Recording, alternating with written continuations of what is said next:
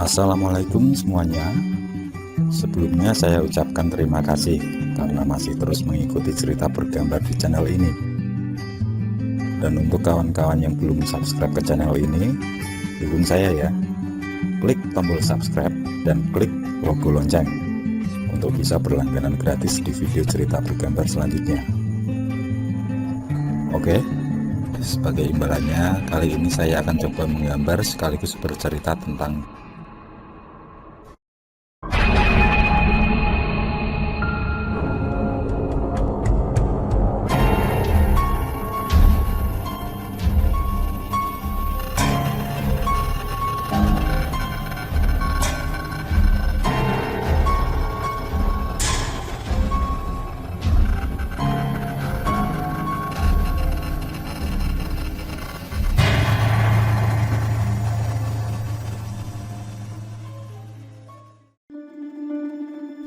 Hari ini adalah hari terakhir Nailah libur kerja sebagai pegawai swasta.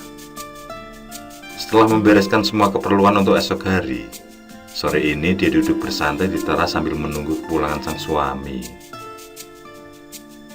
Berbeda dengan sore-sore biasanya, sore ini hawanya dingin, tanpa awan hitam serta angin kencang datang. Saat terdengar suara gemuruh yang keras, Nailah kaget sampai menyebut asma Allah.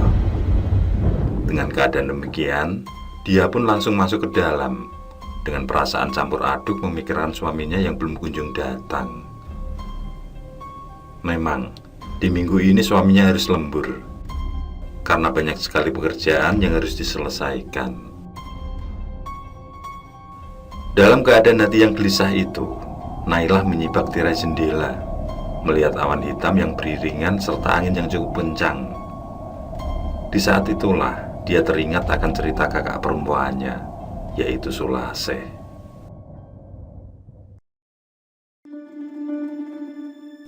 Tahun 1991 adalah kejadian yang sulit untuk dilupakan bagi Sulaseh, kakak Nailah tersebut. Awalnya, keadaan kampung biasa saja seperti kampung lain, di mana ramai anak-anak kecil yang berlarian ke sana kemari dalam kegembiraan. Di sana hiduplah seorang janda yang mempunyai 3 orang anak, 1 laki-laki dan 2 perempuan. Dia adalah Hajah Aminah, seorang wanita yang mempunyai bakat dalam menjahit. Sehingga di rumahnya yang sederhana itu, beliau membuka pelayanan untuk menjahit, mulai dari baju, celana, mukena, dan apapun itu yang bisa dikerjakannya. Dari 3 penjahit yang ada di kampung, Hajah Aminah lah yang hasil jahitannya bagus. Selain ongkosnya yang terbilang lebih murah, hasilnya terlihat rapi dan memuaskan, sehingga semakin ramai para pelanggannya. Dan semua itu dikerjakannya sendiri, tanpa mengambil anak buah. Seiring dengan banyaknya orang yang menyukai hasil jahitannya itu, maka bermacam-macam pula lah jenis dan bahan kain bagus yang ia temui, hingga muncul sifat buruk yang mulai menjadi bahan pembicaraan, yaitu jika dia menemukan kain pelanggan yang lumayan bagus, maka dia akan mengerjakannya cukup lama, bahkan sampai berbulan-bulan. Setelah itu, dia menyatakan bahwa kain tersebut hilang entah kemana. Pelanggannya hanya diam, tidak berani meminta ganti rugi. Mereka merelakan baju kesayangannya hilang tanpa ada rasa keikhlasan.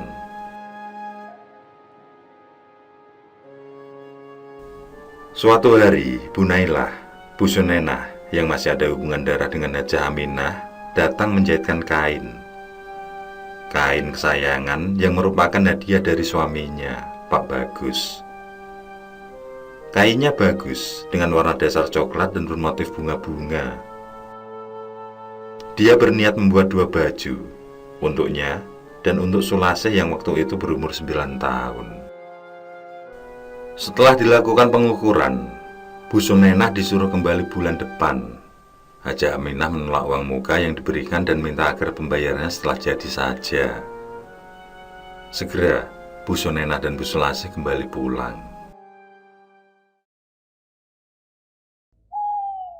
Cerita tentang sifat Hajah Aminah yang selalu menghilangkan kain pelanggannya semakin ramai diperbincangkan ibu-ibu di sana. Apalagi ada beberapa orang yang berani meminta pertanggungjawaban pada Hajah Aminah. Dan pasti selalu terjadi perdebatan yang membuat si pelanggan pulang dengan kecewa. Sedikit demi sedikit, pelanggannya mulai berpindah, kecuali orang dari kampung lain yang belum tahu tentang keburukan sang penjahit. Mendengar cerita orang-orang itu, Bu Sunenah menjadi gelisah dan hatinya merasa kacau. Apalagi kain kesayangannya yang ditaruh sebulan lebih, sampai saat ini belum ada kabar. Dengan apa yang terjadi, maka Bu Sunenah menceritakan kepada Pak Bagus, suaminya, bahwa kain yang diberikan itu belum selesai dijahit. Dia takut menanyakan, khawatir jika Hajah Aminah tersinggung. Dia pun mencoba merayu suaminya agar menanyakan kain tersebut. Ya sudah, besok aku tanyakan langsung sama Hajah Aminah. Takutnya dia lupa, padahal sudah selesai dijahit, ucap Pak Bagus yang membuat perasaan Bu Sunenah lega. Sayang sekali, keesokan harinya Pak Bagus harus berangkat pagi sekali. Dia harus mengantar pesanan emping melinjo kepada seorang pelanggan di lain desa. Itulah pekerjaan yang dijalani keluarga Nailah. Kegiatan ibunya adalah membeli buah melinjo untuk dijadikan kudapan yang bernama emping. Sementara bapaknya yang mengantar pesanan ke pelanggan. Pak Bagus pun menyuruh agar istrinya saja yang menanyakan kainnya tersebut. Begitu Pak Bagus berangkat, Bu Sunenah langsung menuju rumah Hajah Aminah.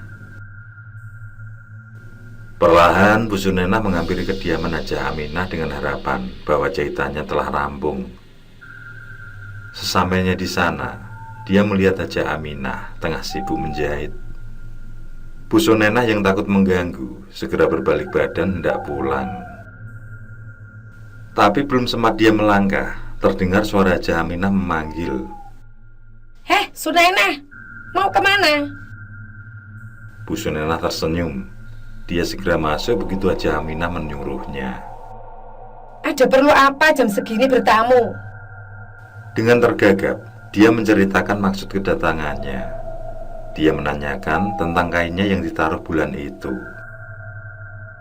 Hajah Aminah balik bertanya dengan wajah berubah agak sinis. Kain yang mana ya? Aku kok lupa. Itu Bi, yang warna coklat dan motif bunga-bunga. Jawab Bu Sunenah dengan perasaan cemas. Dengan ketus, Hajah Aminah menjawab kalau baju itu sudah jadi, tapi hanya satu setel saja. Sulasi tidak kebagian. Masa sih Bi? Perasaanku kain itu cukup untuk jadikan 2 pasang baju. Bahkan masih banyak lebihnya, Ucap Bu Sunenah untuk memastikan kebenarannya. Lawang kenyataannya cuma jadi segitu kok. Bahannya jelek dan susah untuk jahit. Membuat polanya aja sudah ribet. Untuk menghindari percecokan, Bu Sunenah memutuskan untuk membawa bajunya pulang sembari memberi upah kepada Hajah Aminah. Dengan perasaan yang sangat kecewa, dia melangkah meninggalkan Hajah Aminah yang masih terlihat sedikit emosi.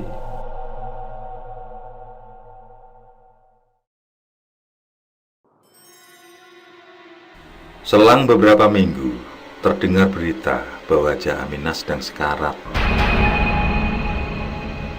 Hampir semua tetangganya tidak percaya, karena kemarin pagi Hajah Aminah masih terlihat sangat sehat dan berbincang-bincang saat berbelanja di warung. Dengan rasa penasaran, Bu Sunenah pergi menengok Hajah Aminah bersama Sulasih. Terdengar suara kesakitan Hajah Aminah, seakan-akan ada yang menyiksanya. Bu Sunenah tercengang, bercampur takut begitu melihat keadaan Hajah Aminah. Sulasih pun seketika menangis terseduh menyaksikan kengerian itu. Tampak Hajah Aminah matanya melotot, pipinya bengkak hingga rongga tenggorokan. Tubuhnya penuh dengan keringat dan kakinya terangkat ke atas seperti menahan sakit yang sangat luar biasa. Terlihat ketiga anaknya menunggui sambil menangis. Ibumu kenapa, Fat? Tanya Bu Sunenah kepada Fatimah, anak bungsu Hajah Aminah. Dari semalam ibu sakit gigi, Bi. Bahkan tidak mau makan dan sholat. Sudah diberi obat daun seleser? Sudah, tapi masih saja seperti itu. Tak ada perubahan.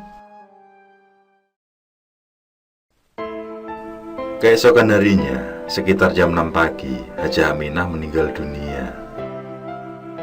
Warga berbondong-bondong ikut membantu pemakaman Hajah Aminah, termasuk Bu Sunenah dan suaminya. Perbincangan tentang sifat buruk penjahit itu terus terdengar. Mereka menganggap kalau Hajah Aminah mendapat karma atas perbuatannya. Jenazah Hajah Aminah dikebumikan di belakang masjid di samping pohon sawo, di mana tanah tersebut merupakan tanah wakaf yang dijadikan sebagai makam keluarga. Cuaca cerah tiba-tiba berubah. Dengan hujan yang turun deras begitu jasad dimakamkan. Semua orang berhamburan pergi, kecuali anak-anaknya dan Mbah Modin. Hujan deras itu berlanjut tanpa henti sampai di malam tahlilan di rumah almarhumah. Begitu acara tahlil akan dimulai, tiba-tiba listrik padam.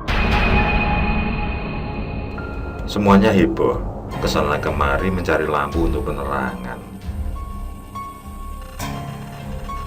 Di sisi lain, Mbah Modin bingung sekaligus ketakutan saat melihat ada sosok berwarna putih sedang memakan kue-kue tradisional yang dihidangkan. Dan jelas, itu adalah pocong. Dia hanya terdiam dengan tubuh bergetar diikuti keringat dingin mengucur. Ketika kilat datang, sosok itu pun menghilang, diikuti gelegar guntur. Seingatku, tali pocong Hajah Aminah sudah terlepas semua. Batin Mbah Modin sambil menenangkan dirinya. Beberapa saat kemudian, listrik menyala. Di dapur, Biras Manah yang merupakan tetangga Bu Sunenah terheran-heran. Dia melihat semua kue Nogosari, daunnya dalam keadaan terbuka, dan pisang di dalamnya hilang. Tapi yang lebih aneh, kue tersebut dalam keadaan acak-acakan. Seperti yang memakan kue Nogosari itu bukan orang, karena kuenya rusak hanya bagian tengahnya saja. Seperti dimakan tanpa menggunakan tangan.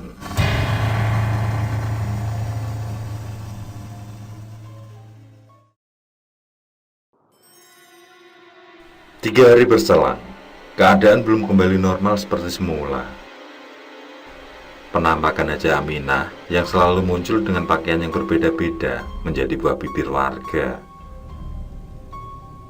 Penjahit itu menampakkan sosok pada pelanggannya yang pernah diambil kain mereka. Hajah Aminah datang dengan wajah pucat diiringi suara tangisan dan memakai baju longgar hingga menyentuh tanah. Baju yang dipakainya merupakan kain yang diambil dari si pelanggan. Anak-anak Hajah Aminah sudah mendatangi setiap pelanggan yang pernah tersakiti. Mereka juga meminta agar para pelanggan itu memilih sendiri kain yang masih tertumbuk rapi di almari ibunya.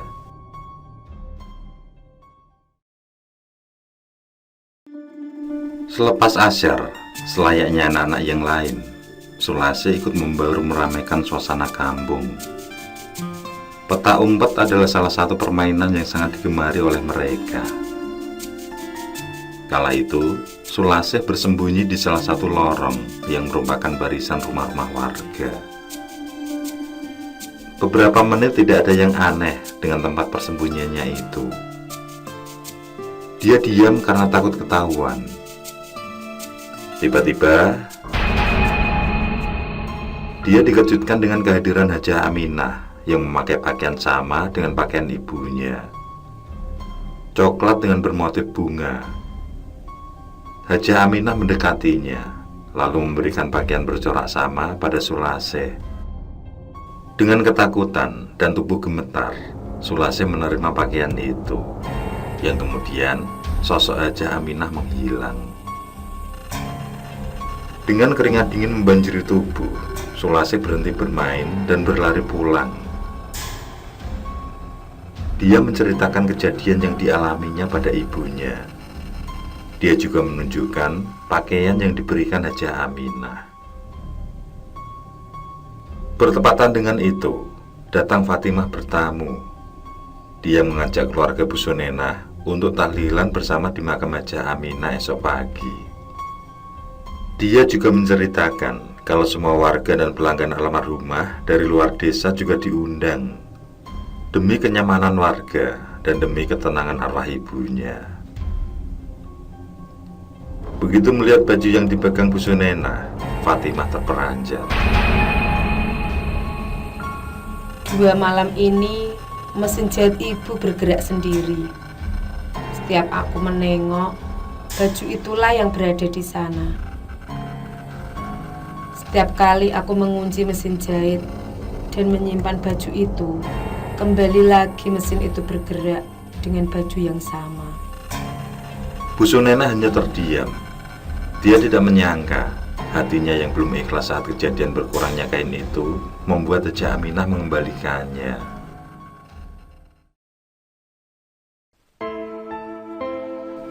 Pagi itu, cuaca mendung.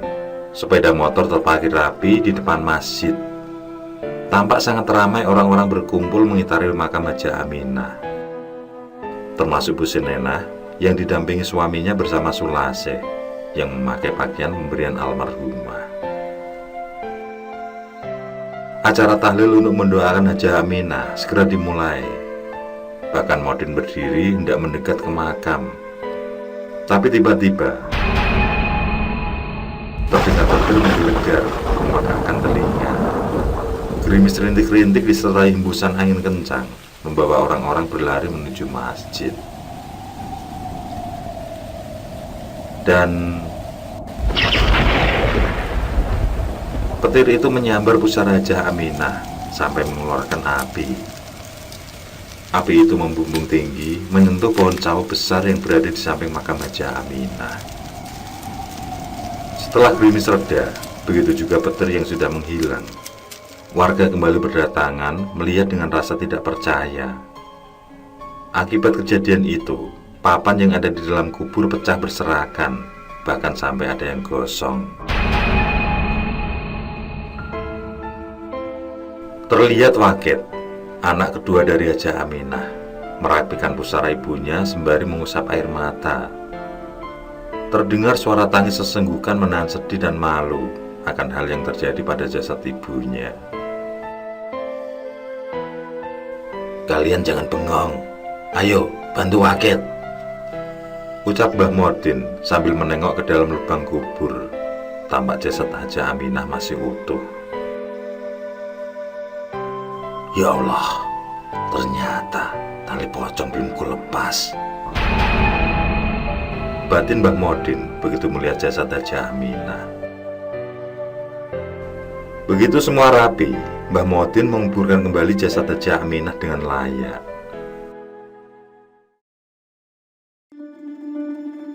Setelah acara tahlil yang dilaksanakan secara bersama-sama itu, desa kembali tenang. Anak-anak bermain dengan bahagia. Sulase yang sawanan selama hampir 4 hari juga sudah kembali sehat. Lamunan Naila terhenti begitu terdengar azan maghrib dari masjid yang berjarak beberapa rumah saja dari rumahnya. Dia hilangkan ketakutan yang dialami kakaknya Sulase saat itu, waktu di mana dirinya belum dilahirkan. Tapi cerita itu akan selalu diingatnya.